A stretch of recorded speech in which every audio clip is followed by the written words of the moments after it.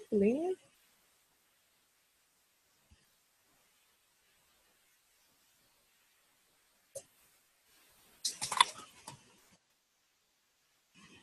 Hi.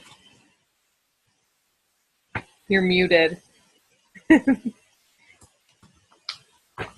lost my pen. There it is. All right. There we go.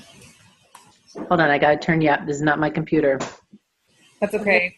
I am on my laptop, so I'm hoping that Where? I can be heard. Did you turn it up?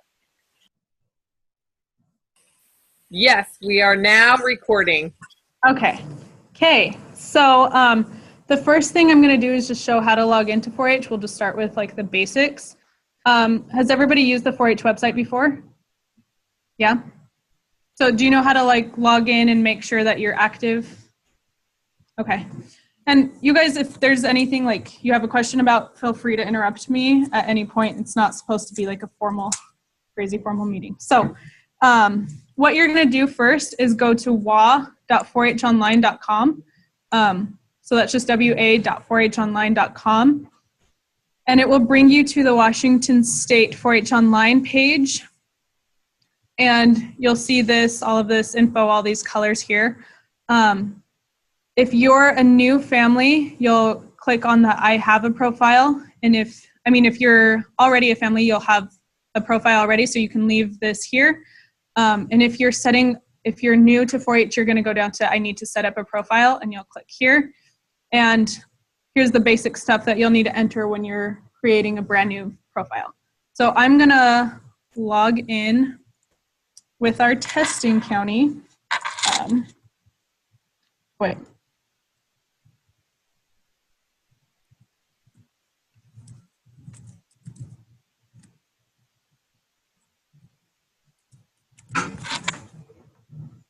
So if you do forget your password, you can always give us a call and let us know.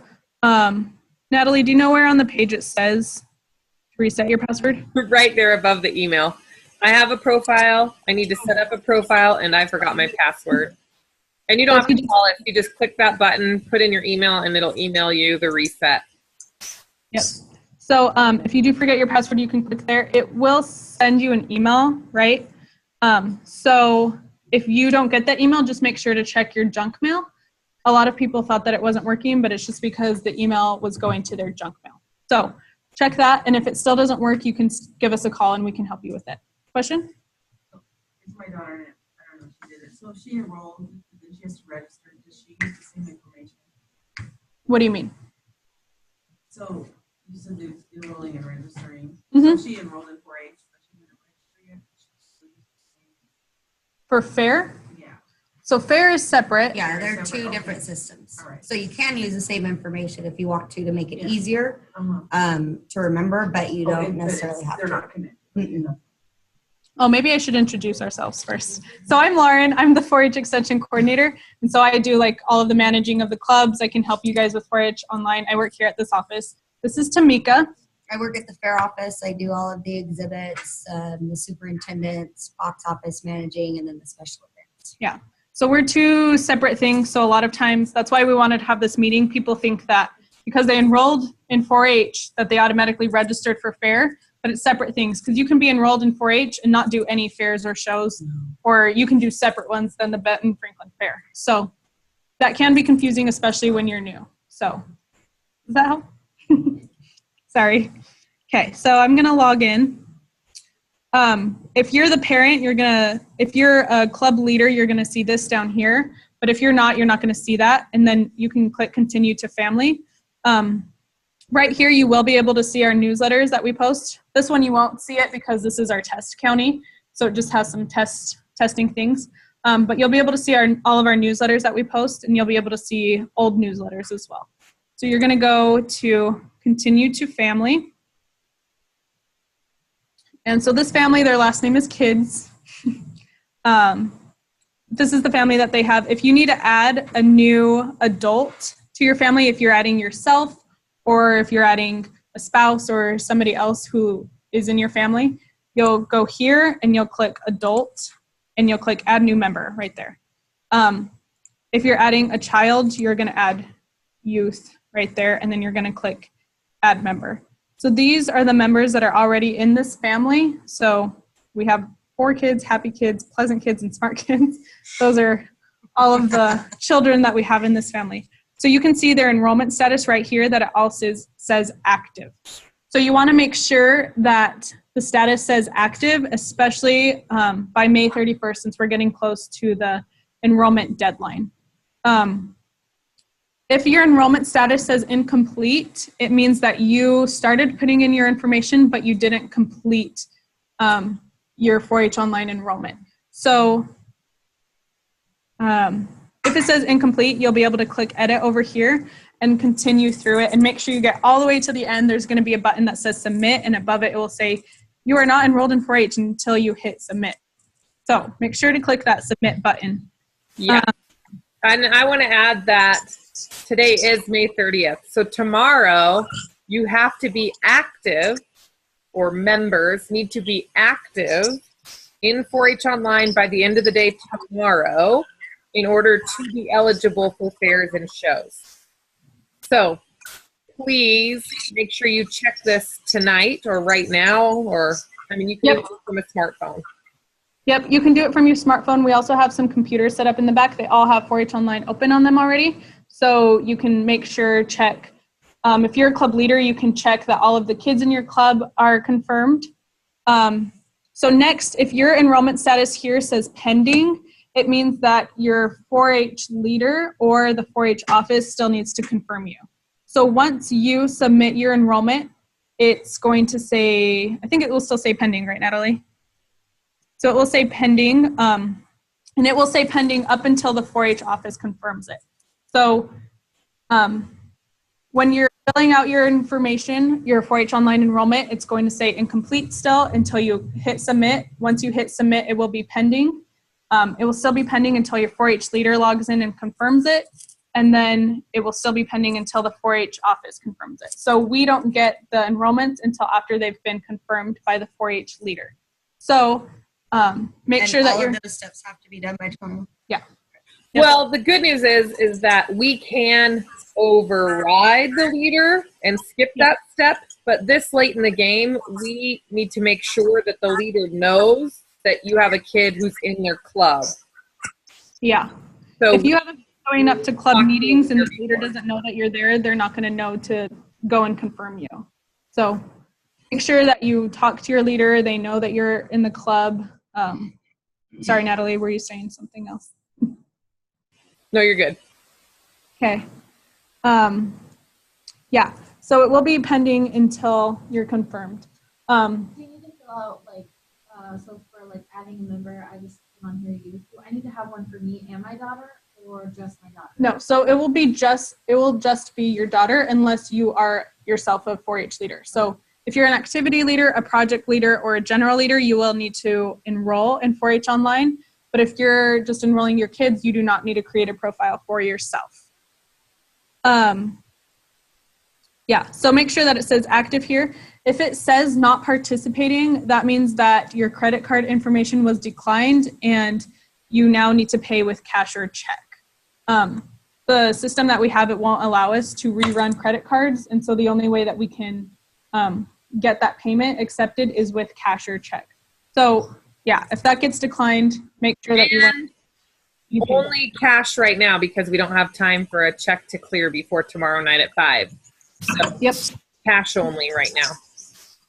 Yeah, so make sure that yours doesn't say not participating. If it does, we have sent out a lot of emails. We've called people, made sure that they knew that they were not participating. So also just make sure to check yourself. What else, Natalie? Oh, Projects. That's her son, I think. Killed it. Okay, so this was, what kid was this? 4 kids, I think. Is that what it said? Oh yeah, here it is. So if you click on one of your child's membership on the edit that I just clicked on, you're going to be able to see all of their profile information. This is what we can see when we confirm members, and we just make sure that all of the information looks correct, that an emergency contact is in there, health information is filled out, all of that. So you can see all of their information, make sure that it's correct. We're going to go over to, oh wait, you don't have to click through all of this. This is, oh wait, 4 kids is an adult.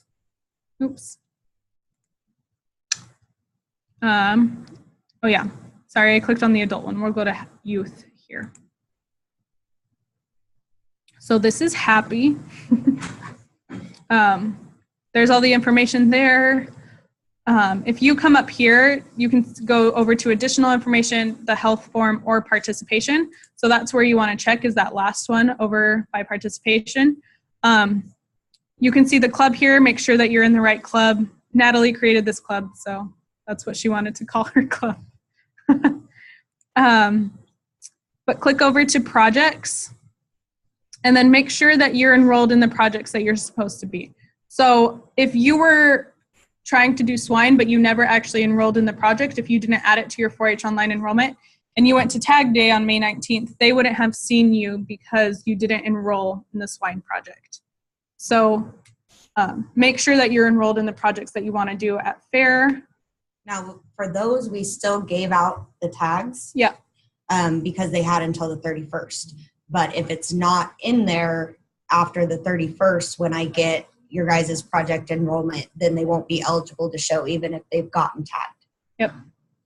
So, yeah. So make sure tomorrow is the last day that you can be sure to have your projects, be enrolled in your projects. So that's there. If you do need to add another project, you'll just come here and you'll select your club again, and then you'll select the project that you do want to enroll in, and you'll just click Add Project. If you do want to delete a project for some reason, you can still, and you'll just click Edit here, and then you can delete it. So that's how you do projects. Any questions about that? Or Natalie, are you monitoring the chat box? I haven't been able to open it. Thank you. Okay. I'll just say real quick, one of the questions was, if a youth is enrolled in 2 clubs, will you see their active status on the secondary club? And so the answer is that once you are active in one club, it automatically makes you active in the other club. That's a glitch. Please be quiet, Calvin. Thank you for waiting. Sorry. Then it makes you active in the other club. It's kind of a glitch. That's the way that it works in 4-H Online. And then the follow-up question is, what if you don't see them on your list? So if you have kids who you think should be in your club, you should be able to see them in your membership, whether it's their primary or their secondary. But again, this is glitchy with the 4-H Online. And so you can call or email the office and we can look it up for you to be sure, like triple check. Yeah, and I'll go over right now to the leader login so leaders can see how to make sure that members are confirmed. So you're gonna add your name, will come up right here, and then as soon as you click on your name, it should show the club that you're with, and your password will be 4H Rocks ! I think it's a capital H too. It should be the same for every club. So if you have members that still need to be confirmed by you, they will show up here. Since this club, everybody has been confirmed already, nothing's going to show up here. So after you confirm them, they will disappear, those 4-H kids that you just confirmed, but they will disappear from here and from the member list over here as well. That just means that they're being sent to us and we can see them and confirm them. And once we confirm them, they'll show back up in your member list here. So don't panic if they don't show up there, but just give us a call and make sure that we know that we need to approve those right now. Yeah, so you'll be able to confirm members here. We don't have any in this club, so that's why there are none there. But as the 4-H leader, you can see, make sure that everybody has active status here. You can also go click on their profile and check that each kid is enrolled in the correct project. So if you know a kid that is supposed to be enrolled in horsemanship or whatever project, and they're not showing up here, it would be best to contact them so that they can sign up for the project how we just showed it. So we can also add it too. If somebody can't remember how to log in, they can give us a call and we can add that project for them. So any questions about that for general leaders?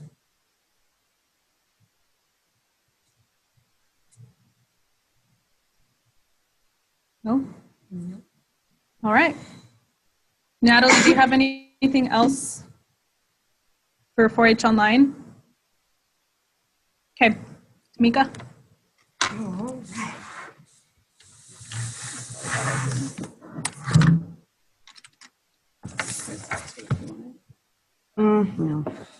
Oh, thank you.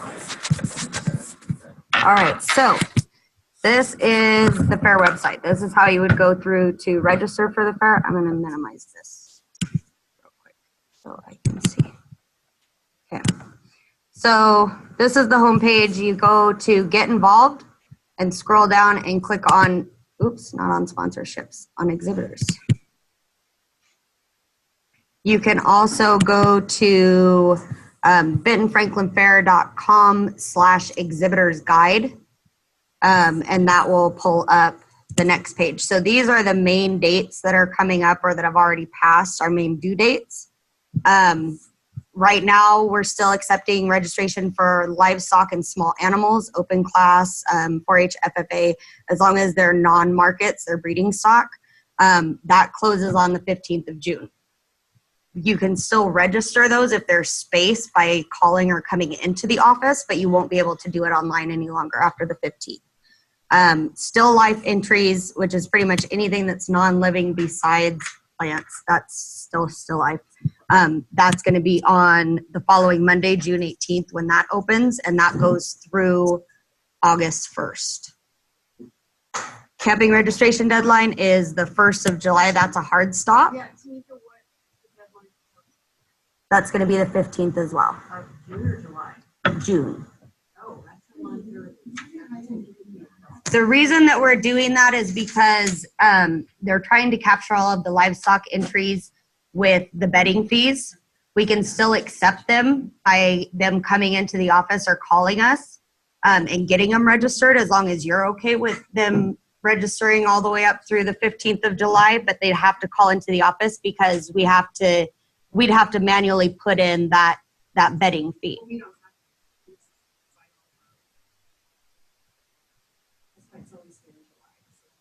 I can't hear the questions that are being asked. I can only hear Tamika's answers.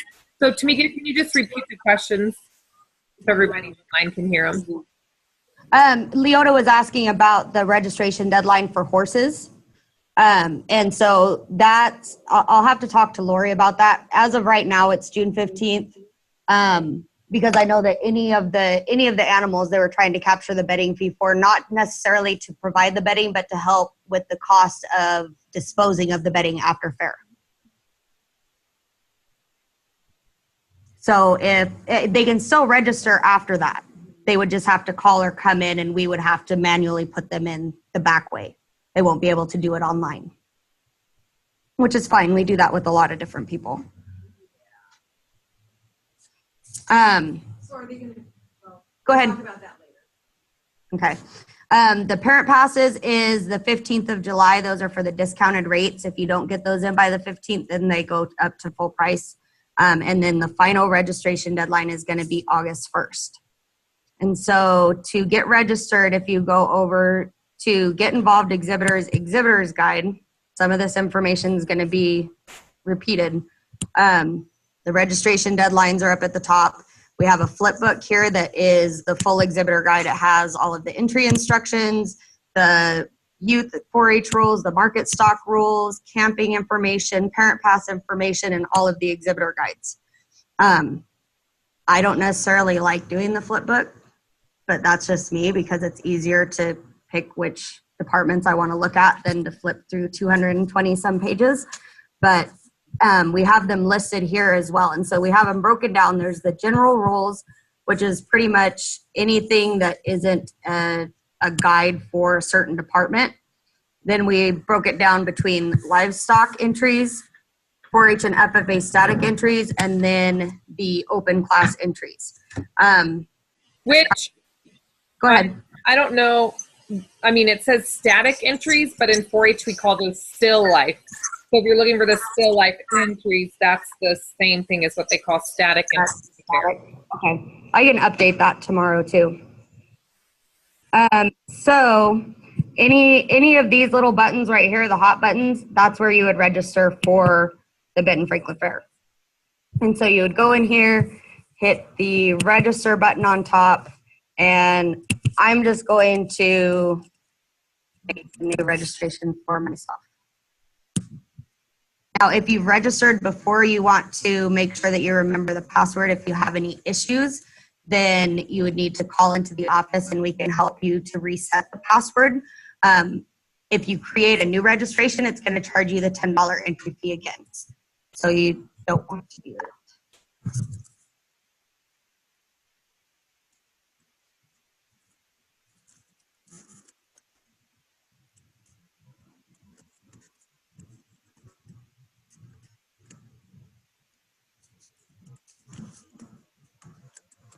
If anybody needs to register for fair too and you want to be following her along, you can hop onto one of the computers in the back of the room or.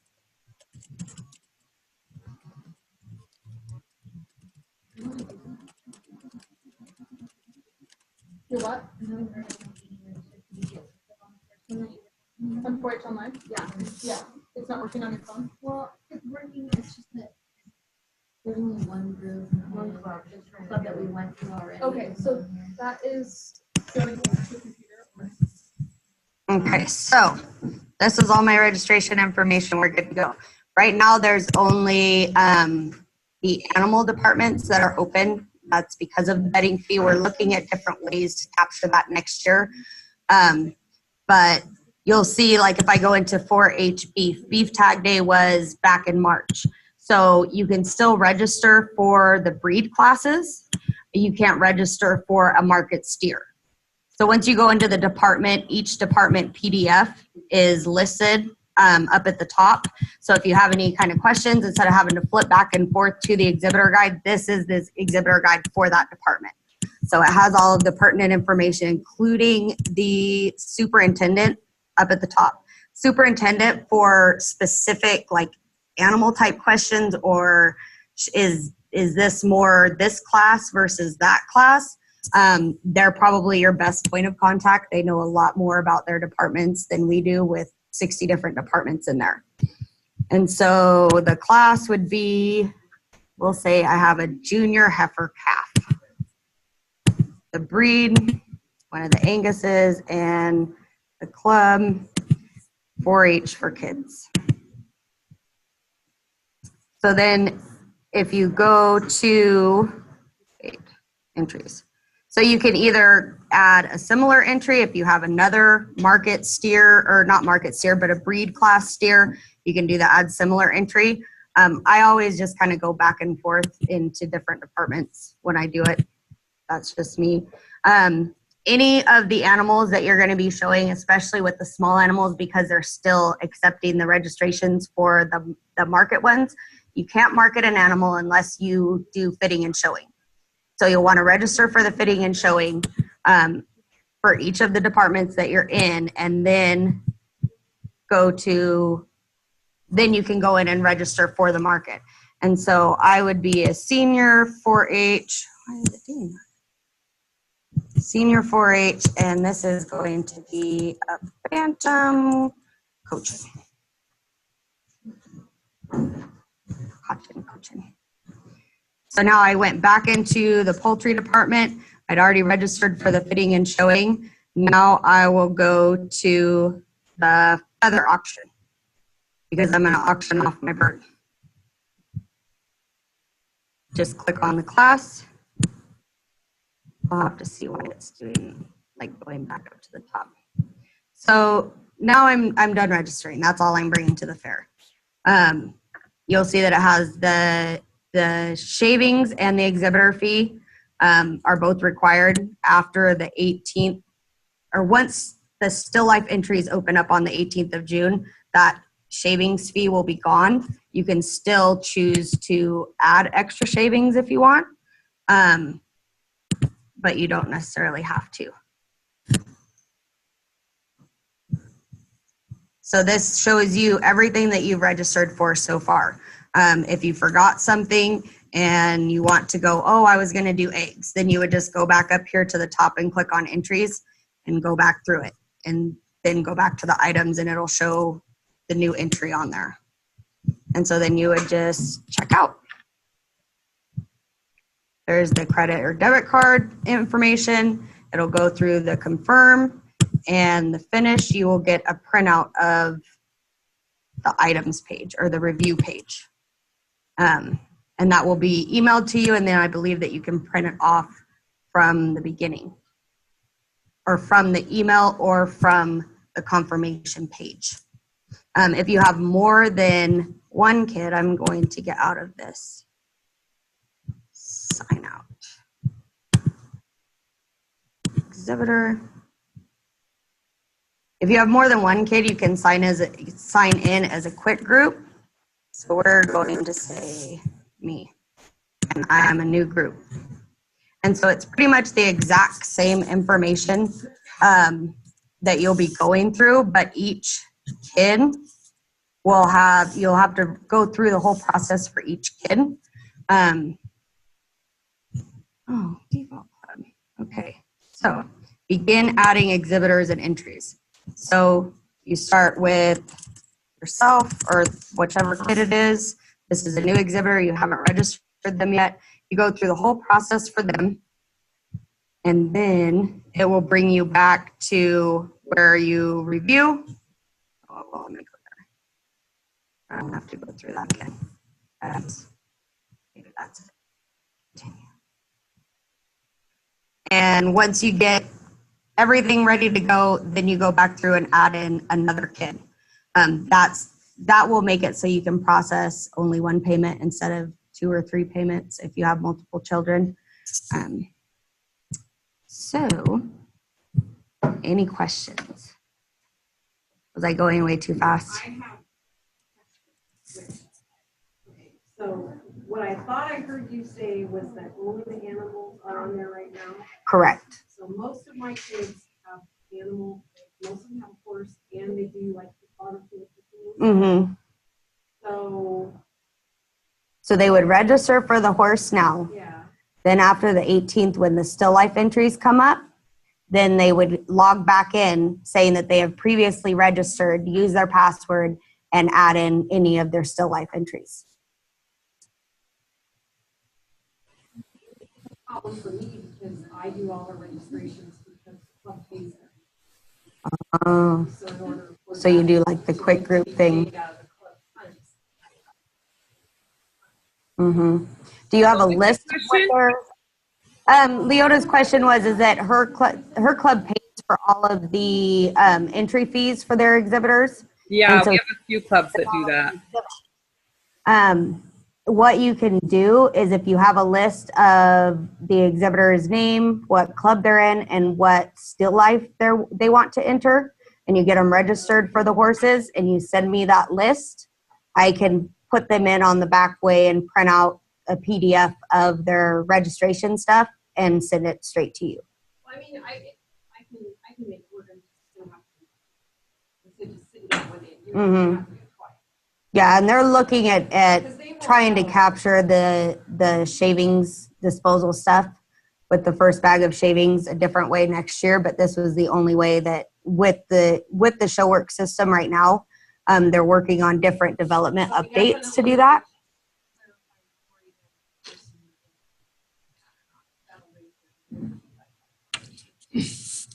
I believe they will. They're capturing any of the livestock animals.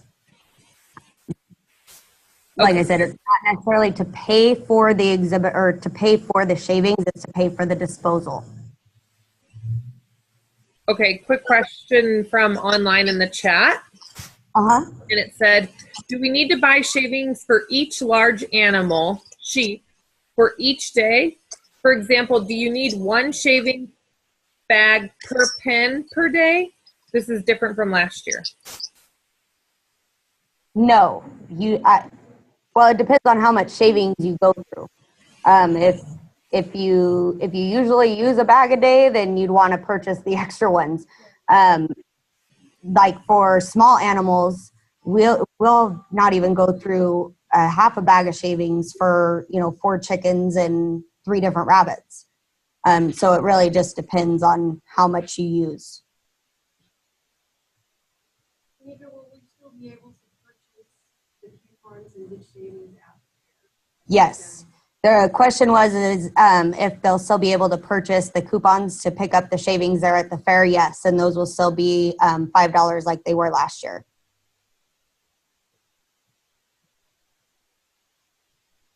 Was there more questions online, Natalie? That's the only one. And I was just trying to confirm that that did answer her question. So I'm assuming yes. Okay. So I was looking at what the Benton Franklin Fair's departments are versus what the 4-H projects are. Most of them fall within where it says family and consumer sciences. It's family and consumer sciences on 4-H. There will be some that don't match up exactly correctly. But if you have any questions on it, you can call the fair office. We can help you out going through it and trying to get you in the right department. Go ahead. She will still need to register. But we don't know exactly. So then she'll just register on the 18th. Correct. Anytime from the 18th of June through the 1st of August. And you're obviously 4-H. So I'll change this to where it says still life entries. But if you want to do any of the STEM activities, wind, power, I don't even remember what all the other ones are. I mean, pretty much everything is listed in these exhibitor guides that we offer for you to register. If there's something that you're doing that's not registered, 9 times out of 10, it'll fall into a self-determined project or an other within that department. So what are you thinking about entering? You're going to be cooking? Plants?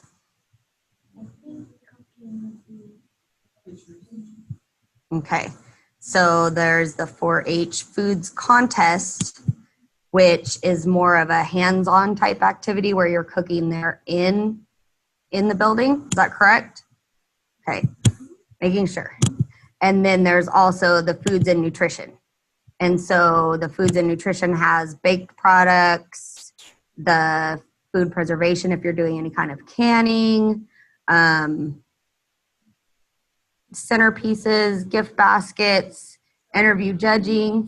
Go ahead. That one, it says in there, up at the top of that one, it says entries 6 per class. Well, class says junior, intermediate, and senior. And then, but it says in there, except for classes B and F or something, so it's very confusing because you go down and class means junior, intermediate, and senior, and not the division. In the Really division. should say Division. Okay. Really nice. Yes, there's a couple departments that it's not consistent in for that. Swine and sheep, I know they have their juniors. They start out with seniors or with FFA as number 1, where most of the other departments start out with 4-H juniors as number 1 for the class. Since we already have registration in those ones, we can't change it this year. Like she's saying, the division was the age group and the class was the actual class. That way, for everything, it would make it much less confusing for people when they go. Yes, and I can look at that next year. I believe that the reason that they have it set up this way is dependent upon the department.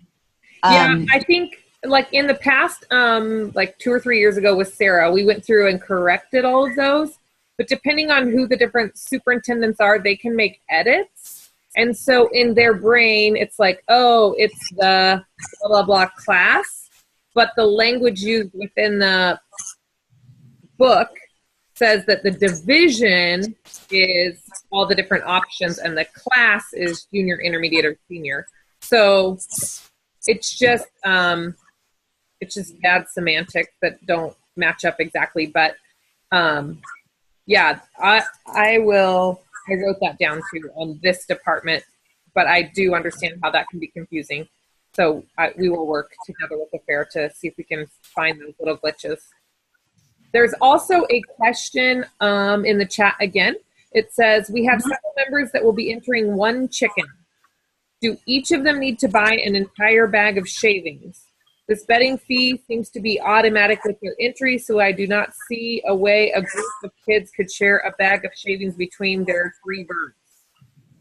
Correct. The bedding fee goes per exhibitor, not per animal. So it would go kids who have 1 chicken each. They each have to pay for a bedding fee. Yes, and whatever they have left over, they can take home. Again, that's not necessarily to cover the cost of the bedding, since the fair has been providing the bedding for years and years. That's to cover the cost of disposal. We have to rent different equipment. We have to pay an hourly wage to people to move it around, and then we have to pay for it to be disposed of. And so that's what the bedding fee is to cover, is more the disposal than the actual bedding itself.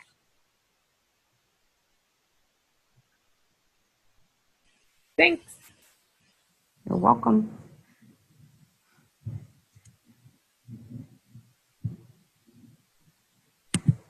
So one other thing I wanted to talk about in the 4-H still life or static entries is that if you're interested in doing anything in these still life departments, make sure that when you click in there and look, so for instance, like Tamika was in STEM earlier, you'll see how you have bicycles, engines, and snowmobiling.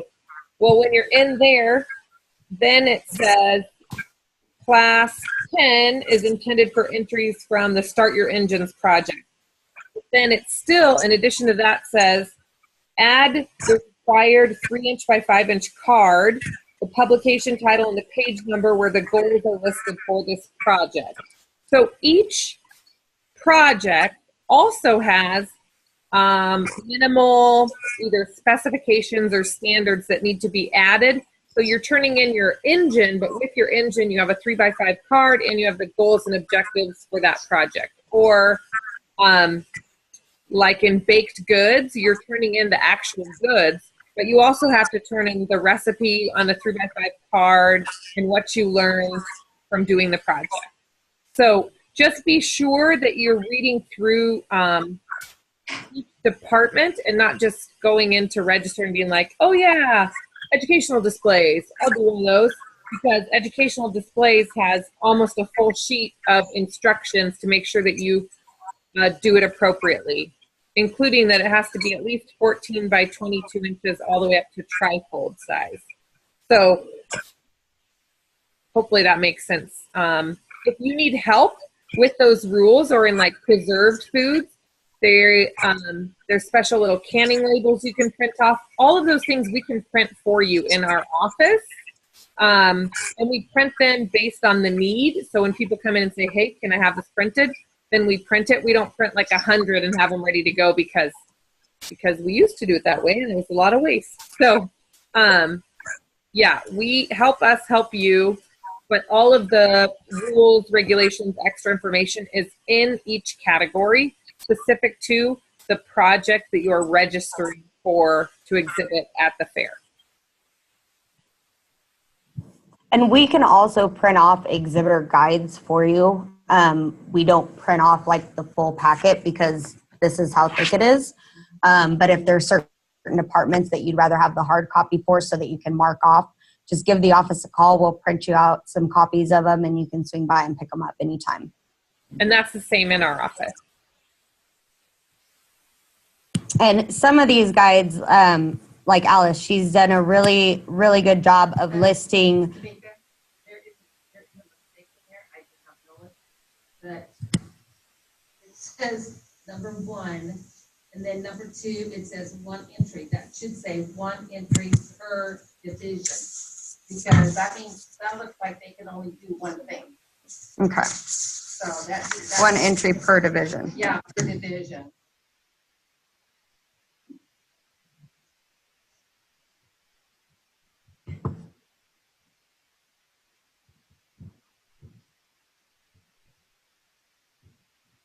Okay, I will get that changed tomorrow too. But Alice has called out all of the different must-read 4-H publications, as well as listed the links. Everything that you would need to know about any of these food activities, you should be able to find on this. That's where all of the different publications are. Now, mind you, some of them are a little bit harder to find. This is part of the 4-H publication list. They're harder to track down. They've been doing a really good job of getting them into the correct categories. But there's still some that are hanging out there that are listed in general that probably should be in goats or whatnot. So you can find most of that on there. And then she also has it listed out for each individual division. Where was it? Nope, it's not. Okay, I said take that back. Like this one, the state fair.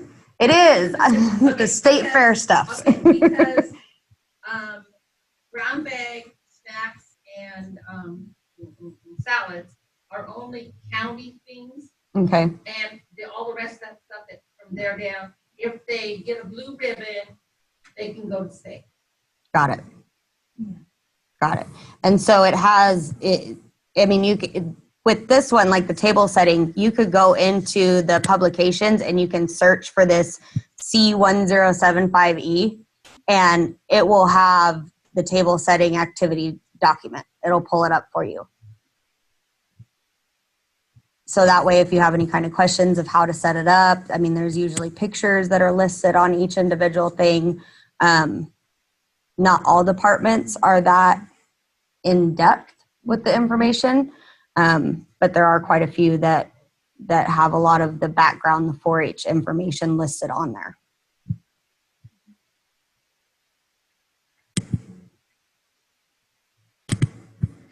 Any other questions? So if she's gonna do a couple different things, like she puts in a picture and she does Legos and she does Mm-hmm. how to make a set. Every single one of those is $10.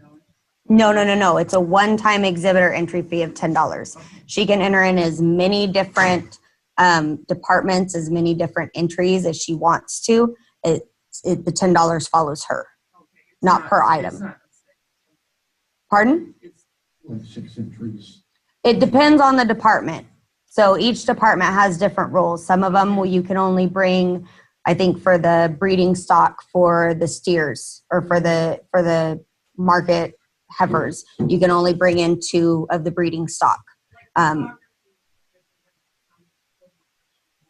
Photography, they can enter anything other than any there. You know, I don't know what the list is. It's big long, but there is a list of I can't even remember them. Well, there's like animal portraits. Oh, there you go. I was trying to think of all of that stuff. Yeah. And they can enter 10 pictures, and if they want to enter 10 pictures of scenery, it doesn't matter what they enter, as long as they don't go over their 10. okay. And then they can enter a photo board, or they can enter a photo album. But that 10 picture, that 10 thing only matters for that first bunch of pictures there, that all this individual that picture. And then they can enter one of each of those. The photo board or whatever. Yeah. That's fine. So pretty much any of the specifications as far as how many entries are required are going to be in that department's exhibitor guide.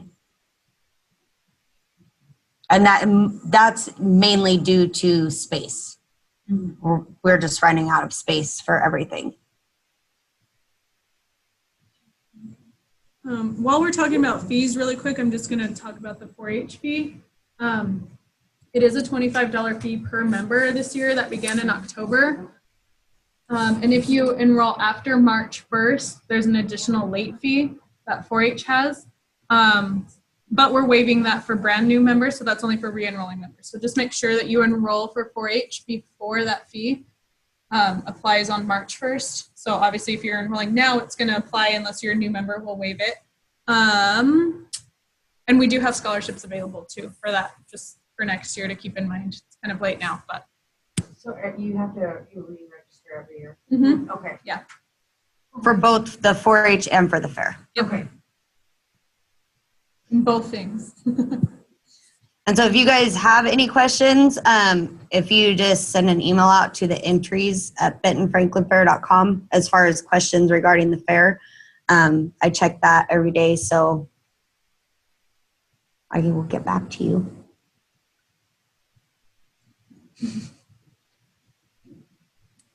Anything else? Did you go over cards, like how to fill them out? No. Did anybody want that? That was a question that some. Are we gonna still have the same cards that we've had for 100 years that don't match anything? They say class and whatever, and we have division and we have lots or whatever. And They do it say mixes class people and up then a lots, lot. huh? Yeah, it mixes people up a lot. And Sarah told me that until she got rid of the million that she had, we were gonna have to keep using them. So I just wondered if we're ever gonna get new ones. I will check and see where we're at on that list. Yeah. I know, because they say class and lot, Mm-hmm. and we want class and lot. Yeah. The open class, or at least it used to, like, used to enter stuff in open class and it matched. And online, we have a question that says, is there any way to get the cards ahead of time to complete at home? Yes. Yes. And the photo cards And what way would that be? So contact the fair office, contact the entries, and we can pull those up and see. I need to check and see which ones we have now to see if we need to place an order for new ones. And if we do, then we can update them before we get the order placed. But entries the versus. the photo info cards and the candy cards and stuff are all a 4-H. A 4-H They're a thing. 4-H form and they're available for free PDF download. Mm-hmm. But stall cards and stuff, like the big ones. We get those from the extension office and you can get those in. Okay. But even the photography ones, even those say Benton Franklin Fair at the top. Those are not ones that you can get from our office. Photography info cards are 4-H cards. Not the 3x5 one, but the one that actually goes, that has like the ticket stub. Like the top half stays with the entry and the bottom half goes with you. Mm-hmm. So you can collect your stuff on Sunday. That one is the one we're talking about. Yeah, that's the entry that she's talking about. Got it. Yes, you can pick those up in the fair office. So if they're clever, when they go in to pick up their passes ahead of time, they'll pick up a stack of entry cards. Yeah. Right? Doing in the comfort of your air conditioning. Right. We prefer that happening in the building, by the way. It does make it a lot easier, Well, doesn't it? We're sitting there waiting for them to get it ready, and we. Mm-hmm. Tamika, I had somebody call in with a question today. The small animal registration date is June 15th. Yes. And then when you click on it, it says that the YQCA certificate is not due until July 1st. Is that correct? Yes. Okay. We're doing the 1st of July. So they can register and then still complete their YQCA. They have until July 1st. Yes, it just has to have the date of completion as 7/1 or before. Okay. Perfect.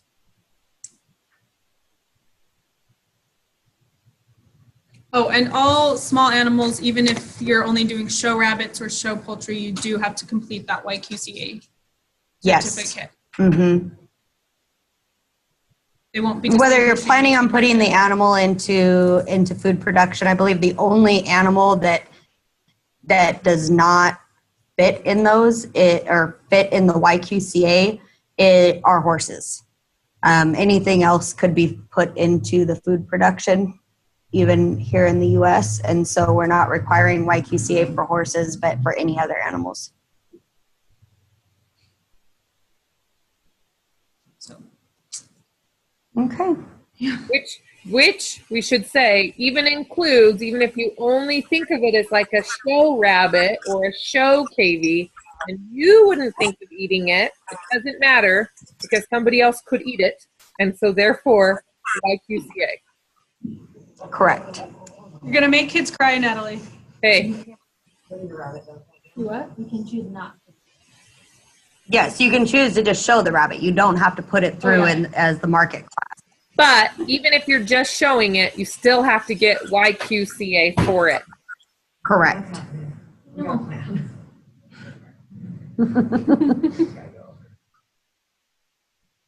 All right. I think I'm done. Yeah. Any other questions? Did anybody have anything else? Any questions about anything? I have specific questions for things they want to answer. Okay. Anything else for the good of the out here world? That though right now, maybe because it might answer somebody else's question. We're recording it and sending Yeah, it. she was asking about specific entries, what they need to be enrolled in for those entries. Oh, okay, because we couldn't hear. Okay, thank you. I'm wondering about 3D printing. Oh, that's, yep. 3D printing projects. Well, Tamika and Lauren, you guys make sure you repeat those questions so we can hear them because yeah, she was asking about 3D printing projects. Yeah, so a kid wants to do 3D printing. What project would they need to be enrolled in 4-H, and what do they need to register for fair in? So I'm not sure about the 4-H stuff. I think it would be in the arts and crafts, or whatever they're calling it now. Yeah, the expressive Expressive arts. arts. I believe that would fit for both. Because if you look in there, there's something there, printing or something. well, actually, also in Department 45 for the fair, in 4-H Science, Engineering, Technology, the STEM one, there is a section called Digital Art. So if it's something they're designing, like through an AutoCAD program and then printing on a 3D printer, if it's designed digitally, I would think that would go in digital art. Mm-hmm. But the generated thing is, if they sign up for digital art and then the superintendent says, oh, no, that needs to be an expressive arts at the fair, they can work with you on that. We're just trying to hopefully get people signed up for the right things that align with 4-H projects ahead of time. Correct. So what- The superintendent is ultimately like whether they think that it goes in their department or not. But if you did enter into, say, Department 45 and then the superintendent said, no, that's more of the expressive arts, then you would just come into the fair office and we'd just switch it over into that department. Natalie, what 4-H project do you think that would be? I would put that in STEM and with digital and computer. STEM? Probably like the self-determined engineering and tech. Yeah, because the printmaking in expressive arts is more about intaglio, lithograph, screen printing, like actual hands-on, touch it, make it, do it printing, and not so much like a digital context. Okay. And their Lego things. Lego things would be in 56 expressive arts. And what do they have to be signed up to? I believe that What that's would be the also 4-H in project, expressive Natalie? arts. Correct, and it is Division O.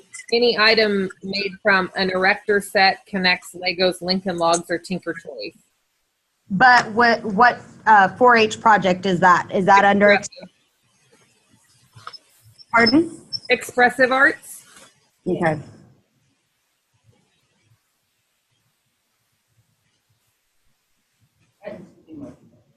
Oh, yeah. I have it here too. How do I? Oh, nope. Ah. Sorry. I just need a new page.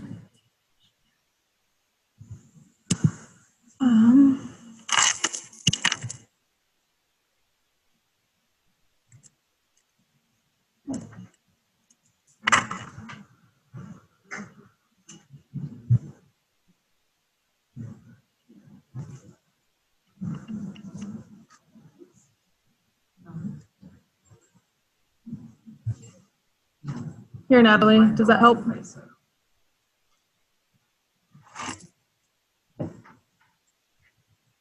We can't hear you. Thank you. Yes, so underneath Expressive Arts, then you have Creative Arts. Okay. So I would do Creative Arts or Self-Determined Expressive Arts if they are on their own or deciding, like, if they're not making it from like a set or a kit and they're just on their own creating some awesome creation, then you could even say Self-Determined Expressive Arts. Okay. For Legos, right? For Legos, yes. Okay.